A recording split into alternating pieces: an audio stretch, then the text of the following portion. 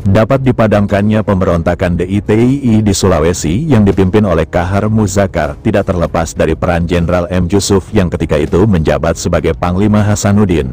Jusuf, yang kelak jadi Panglima ABRI di era Soeharto, benar-benar menjadi Panglima operasi yang tak pernah santai duduk di belakang meja. Ia turun langsung ke lapangan, menyambangi pasukan yang tengah memburu Kahar Muzakar.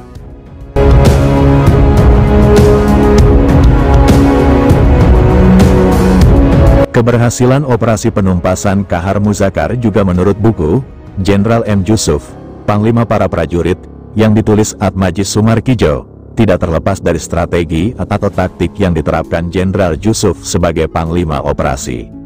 Saat itu, ketika operasi militer menumpas pemberontakan Kahar Muzakar dilancarkan, untuk pertama kalinya, Jenderal Jusuf mempraktekkan ilmu yang dipelajari di luar negeri dengan menerapkan operasi mobil udara atau air mobil. Jadi, setiap kali Jusuf dan staf mendengar Kahar bersembunyi di suatu tempat, ia langsung saja dikirim pesawat helikopter dengan pasukan Resimen Para Komando Angkatan Darat, RPKAD, untuk mengeceknya. RPKAD adalah pasukan khusus yang saat ini bernama Kopassus. Bahkan, pesawat helikopter bila perlu mendarat di atas puncak-puncak bukit. Pasukan yang dibawa dengan cepat turun dan memeriksa wilayah itu.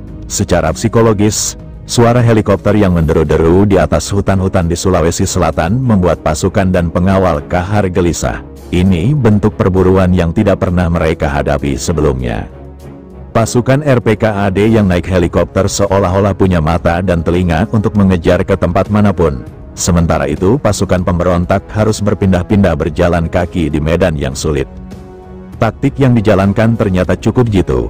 Secara pasti pasukan-pasukan dan juga para perwira yang dipercayai oleh Kahar mulai menyerah ke pos-pos TNI atau mati dalam berbagai kontak senjata.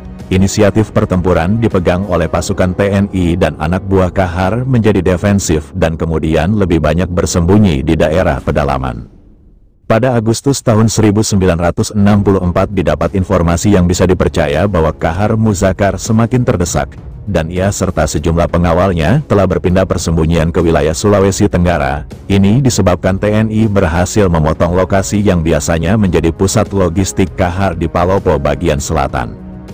Wilayah yang subur serta penghasil beras ini tidak bisa lagi memasok bahan makanan kepada kelompok Kahar.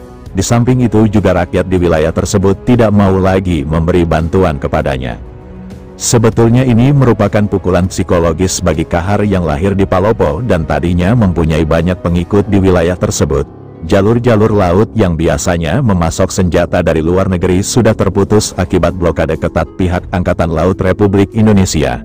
Memang, setelah hancurnya kekuatan Andi Sele, tidak ada lagi pihak yang cukup punya kemampuan finansial dan logistik yang bisa membantunya.